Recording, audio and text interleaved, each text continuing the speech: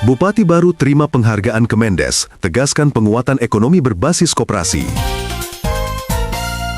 Saudagar Iga Radio, komitmen Bupati baru Andi Ina Kartikasari dalam memperkuat ekonomi masyarakat berbasis koperasi kembali mendapat pengakuan nasional. Bupati menerima penghargaan dari Menteri Desa dan Pembangunan Daerah Tertinggal, Yandri Susanto, pada kegiatan Sabah Desa Abdesi Merah Putih, sewilayah Sulawesi di Maros, Selasa 2 Desember 2025. Usai menerima penghargaan, Bupati menyampaikan bahwa apresiasi tersebut merupakan bentuk pengakuan atas inovasi dan konsistensi pemerintah Kabupaten Baru dalam mendorong pemberdayaan ekonomi desa dan kelurahan.